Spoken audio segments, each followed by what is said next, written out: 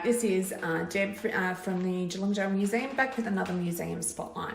Today we're going to be looking at our cat of nine tails. Now, the cat of nine tails, for those who don't know, is a punishment.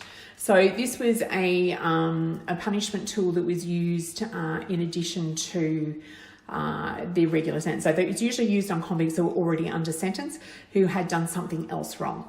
Now, these prisoners could be given sentenced to a number of lashes by the visiting justice or by the magistrates.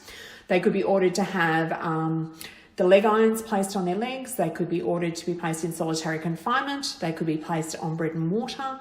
There was a lot of other secondary punishments that could be done to the prisoners. Generally, if they were being flogged, they would be placed on a wooden A-frame, sometimes known as the Three Sisters. Anyone who's been on our ghost tours would have seen our replica Three Sisters out in the backyard that we go through on tour. Now, the cat of nine tails has an interesting history. It actually dates back to about the 1760s and was first used in the British Navy. It's a very intimidating piece of equipment, and I certainly wouldn't want to have anything done with it. And they could be sentenced to anything up to 100 lashes, and it's quite an intimidating instrument. So if I turn the camera around. So this is our cat of nine tails here. So again, this is another tool that's on display in the Rogues and Vagabonds room. Now, the reason we have this one on display is because one of our prisoners by the name of Josh Clark, who was a very well adept at escaping from many prisons, he was sentenced to quite a number of lashes down in Port Arthur and Tasmania. In fact, he was sentenced to 4 lots of 100 lashes. Now, these items are designed to inflict pain. Now, you'll see that there is 9, this has string on it or rope on it. So there'd be 9 lengths of rope, usually about 80 centimetres long. And generally they would have a knot tied into the bottom of each strand. Now, if they wanted to inflict extra punishment, they would put something like a broken glass, broken shelves, china, something like that, that would be purely designed to rip open the prisoner's back. Now, the cat of nine tails would lead to a number of sayings. So we've all heard the saying of letting the cat out of the bag.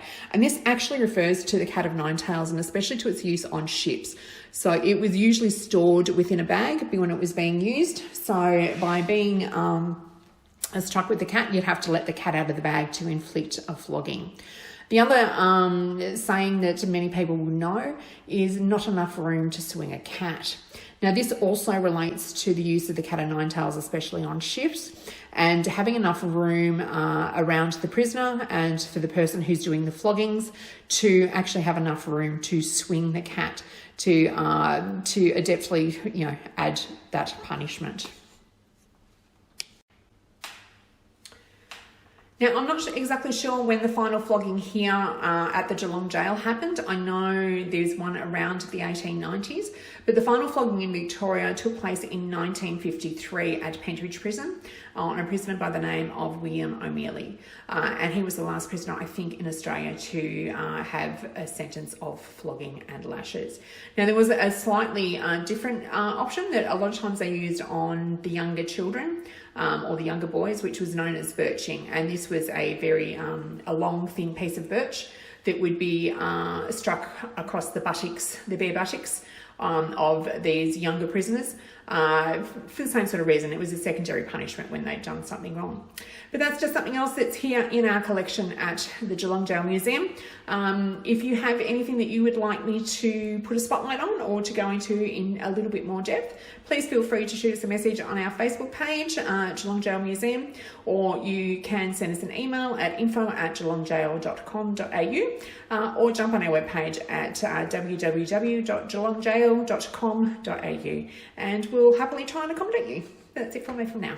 Thanks. Bye.